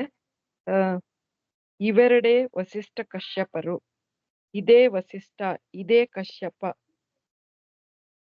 ಅಂದ್ರೆ ಕಣ್ಣು ಮತ್ತೆ ಮೂಗಿನಲ್ಲಿರೋ ಹೊಳ್ಳೆ ಎಲ್ಲದಕ್ಕೂ ಋಷಿಗಳ ಹೆಸರು ಕೊಟ್ಟಿದ್ದಾರೆ ಅಂತ ಅನ್ಸುತ್ತೆ. ನಾನು ಇದು ಕೇಳಿಸ್ಕೊಂಡಿಲ್ಲ. ಇವೆರಡೇ ವಸಿಷ್ಠ ಕಶ್ಯಪರು. ಇದೇ ವಸಿಷ್ಠ, ಇದೇ ಕಶ್ಯಪ. ವಾಕ್ಯ ಅತ್ರಿ. ವಾಕ್ಯದಿಂದಲ್ಲವೇ ಅನ್ನವನ್ನು ತಿನ್ನುತ್ತಾರೆ. ಅತ್ರಿ ಬಂದು ವಾಕಲ್ಲಿ ಮಾತಾಡೋದನ್ನೇ ಅತ್ರಿ ಋಷಿ. ಅದರಿಂದಾನೇ ಅನ್ನ ತಿನ್ನೋದು. ಈ ಅತ್ರಿ ಎಂಬುದಿದೆಯಲ್ಲ, ಇದು ಅತ್ತಿ ಎಂಬುದೇ. ಯಾವನು ಹೀಗೆಂದು ಅರಿತುಕೊಳ್ಳುವನು ಅವನು ಅರ್ತೃವಾಗುವನು. ಅವನಿಗೆ ಎಲ್ಲವೂ ಅನ್ನವಾಗುವುದು. ಈ ತರ ಯಾರು ತಿಳ್ಕೊಂತಾರೋ ಅವನು ಅರ್ತೃ ಅಂತ ಆಗ್ತಾನೆ. ಅವನಿಗೆ ಎಲ್ಲವೂ ಅನ್ನವಾಗುವುದು.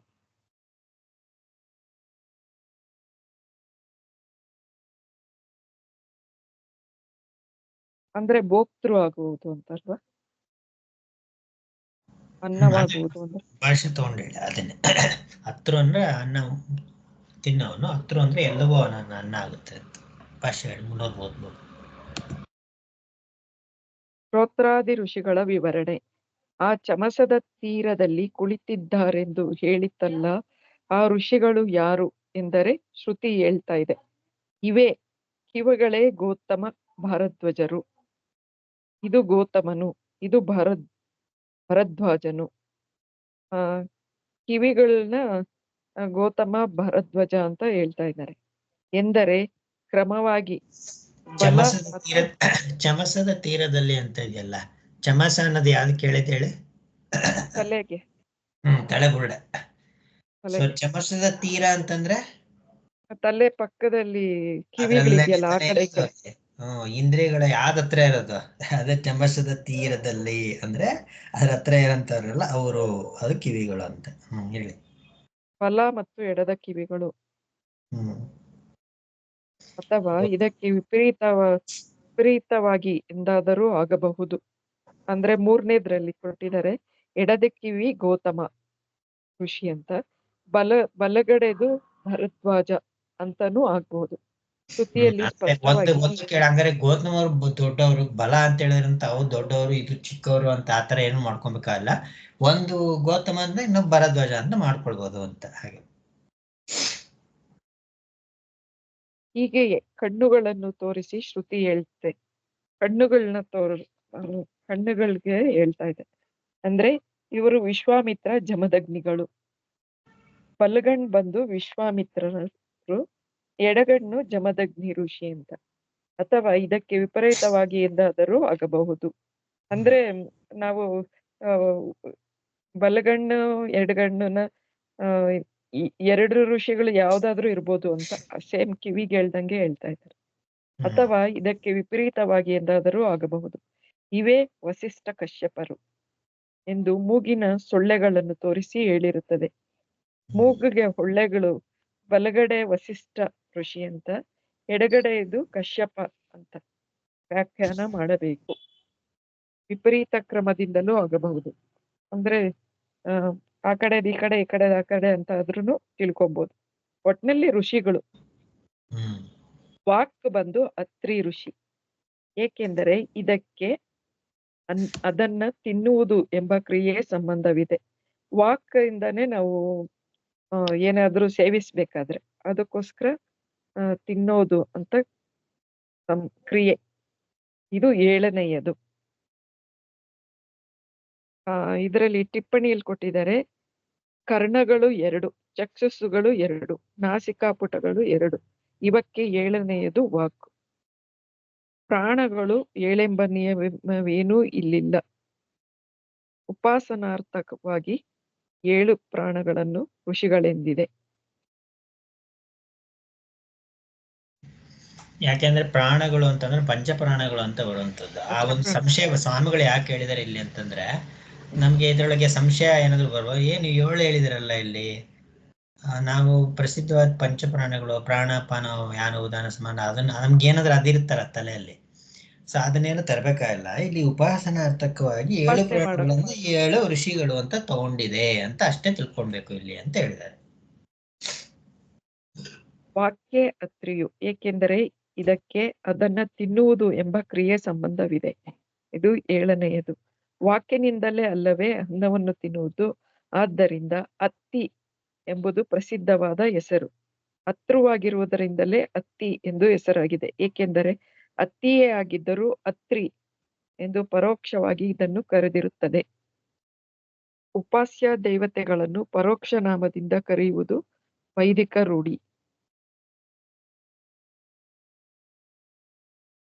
ನಾವು ದೇವತೆಗಳನ್ನ ಉಪಾಸನೆ ಮಾಡ್ತಿರಲ್ಲ, ಅವ್ರನ್ನ ಅದ ನಾಮದಿಂದ ಕರೀತಾರೆ. ಪರೋಕ್ಷ ನಾಮ ಅಂದ್ರೆ ನೇರ ಕರೆಯೋದಲ್ಲ ಅಂತ. ವೈದಿಕ ರೂಢಿ ಅಂದ್ರೆ ಏನು, ಬೇರೆ ನಾಮಗಳಿಂದ ಕರೆಯುವಂತ. ಅಂದ್ರೆ ಇವಾಗ ಸೀಕ್ರೆಟ್ ಕೋಡಿಂಗ್ ಅಂತ ಇರುತ್ತಲ್ಲ, ಇವಾಗ ನಮ್ಗೆ ಡೀಟೇಲ್ ಕೋಡ್ ವರ್ಡ್ಸ್ ಕಡಿತಾ ಇರ್ತೀವಲ್ಲ ಏನಾದ್ರು ಮಾಡಿದವಾಗ, ಸೊ ಅಂತರ ಆತರ ಅಂತ. ಅಂದ್ರೆ ಪರೋಕ್ಷ ನಾಮ ಅಂದ್ರೆ ಆತರ ವೈದಿಕ ರೂಢಿಯಲ್ಲೇ ಆಗಿರುವಂಥದ್ದು ದೇವತೆಗಳ ಕರೆಯೋದು ಅಂತ ಅಂದ್ಬಿಟ್ಟು ಹಾಗೆ. ಆ ಕಾರಣಕ್ಕಾಗಿ ಇಲ್ಲಿ ಅತ್ರಿ ಅಂತ ಪರೋಕ್ಷವಾಗಿ ಕರೆದಿದೆ ಅಂತ. ಪ್ರಾಣನ ಹೆಸರಾದ ಅತ್ರಿ ಶಬ್ದದ ಈ ನಿರ್ವಚನವನ್ನು ತಿಳಿದುಕೊಂಡದ್ದರಿಂದ ಈ ಅನ್ನ ಸಮೂಹಕ್ಕೆಲ್ಲ ಅತೃವಾಗಿರುತ್ತಾನೆ. ಅವನಿಗೆ ಎಲ್ಲವೂ ಅನ್ನವಾಗುತ್ತದೆ ಎಂದು ಹೇಳಿದ್ದರಿಂದ ಅತೃವಾಗುತ್ತಾನೆಯೇ ಹೊರತು ಅಲ್ಲಿ ಮತ್ತೊಬ್ಬರಿಂದ ತಿನ್ನಲ್ಪಡುವುದಿಲ್ಲ ಎಂದು ಹೇಳಿದಂತೆ ಆಯಿತು. ಅಂದ್ರೆ ತಾನು ತಿನ್ನೋದಾಗ್ತಾನೆ ಹೊರತು ಇನ್ನೊಬ್ಬರಿಂದ ತಿನ್ನೋತರ ಆಗೋದಿಲ್ಲ. ಎಲ್ಲವೂ ಇವನಿಗೆ ಉಪಭೋಗವಾಗುತ್ತೆ ಅಂತ. ಎಲ್ಲವೂ ಕೂಡ ಅಂದ್ರೆ ಏನಾಯ್ತು, ಅಲ್ಟಿಮೇಟ್ ಸುಖ ಅಂದ್ರೆ ಅದೇ ಅಲ್ವಾ. ಅಂದ್ರೆ ಪ್ರಾಜಾಪತ್ಯದ್ದೇ ಸುಖ ಅದು. ಎಲ್ಲವೂ ಕೂಡ ಇವಂದು ಅಂತ ಆಗೋದು ಅಂತ. ಇವನು ಇನ್ನೊಬ್ಬರಿಗೆ ಉಪಭೋಗವಾಗೋದಿಲ್ಲ ಅಂತ. ಎಲ್ಲವೂ ಹತ್ರವಾಗ್ತಾ, ಅವನು ಹತ್ರವಾಗಿರೋದ್ರೆ ಎಲ್ಲವೂ ಕೂಡ ಅನ್ನವಾಗುತ್ತದೆ ಅಂತ ಹೇಳಿರೋದು. ಅವನು ಮತ್ತೊಬ್ಬರಿಂದ ತಿನ್ನಲ್ಪಡುವುದಿಲ್ಲ ಅಂತ ಹೇಳಿದಂತೆ ಆಯ್ತು. ಯಾವನು ಈ ಮೇಲೆ ಹೇಳಿದ ಪ್ರಾಣಾಯಾತಾತ್ಮ್ಯವನ್ನು ಅರಿತುಕೊಳ್ಳುವನು ಅವನು ಹೀಗೆ ಮಧ್ಯಮ ಪ್ರಾಣನಾಗಿ ಆದಾನ ಪ್ರತ್ಯಾದಾನಗಳಲ್ಲಿದ್ದುಕೊಂಡು ಭೋಕ್ತೃವೇ ಆಗಿರುತ್ತಾನೆ, ಭೋಜ್ಯನಾಗುವುದಿಲ್ಲ. ಭೋಜ್ಯತ್ವದಿಂದ ತಪ್ಪಿಸಿಕೊಳ್ಳುತ್ತಾನೆ ಎಂದರ್ಥ. ಪ್ರಾಣ ಯಾತಾತ್ಮ್ಯ ಏನಂದ್ರೆ ಪ್ರಾಣನ ಹೆಂಗಿದ್ದಾನೋ ಹಂಗೆ, ಅವನ ಸ್ವರೂಪ ಏನು ಅಂತ. ಯಾತ್ಯಾತ್ಮ ಹೇಗಿದನೋ ಹಾಗೆ ತಿಳಿದುಕೊಂಡರೆ, ಅಂದ್ರೆ ಉಪಾಸನೆ ಮಾಡಿದ್ರೆ ಹೀಗೆಂದು ಯಾರು ಅರ್ಥಕೊಂಡಿರ್ತಾರಲ್ಲೋ ಅವನನ್ನ ಅಂತ. ನಿಜ ಹೇಳ್ಬೇಕು ಅಂದ್ರೆ ಇರೋದು ಶುದ್ಧವಾಗೇ ಇರುವಂಥದ್ದು ಪ್ರಾಣಗಳು, ಅಂದ್ರೆ ಇಂದ್ರಿಯಗಳು. ಪ್ರಾಣನು ವ್ಯಕ್ತವಾಗಿ ತೋರ್ತಾ ಇರುವಂತ ಇಂದ್ರಿಯಗಳು ಆ ಶುದ್ಧನೇ. ಅಂದ್ರೆ ನಮ್ಮ ಭಾವನೆಗಳು ಅದನ್ನ ಅಶುದ್ಧಿಗೊಳಿಸ್ತಾ ಇದೆ ಅಷ್ಟೇ ಅದು. ಹಾಗಾಗಿ ಯಾರು ಹೀಗಂತ ತಿಳ್ಕೊಳ್ತಾನೋ ಅವನು ಹೀಗೆ ಮಧ್ಯಮ ಪ್ರಾಣನಾಗಿ, ಅಂದ್ರೆ ಏನರ್ಥ? ಜೀವನಲ್ಲಿ ಇರ್ತಾನಲ್ಲ ಪ್ರಾಣ,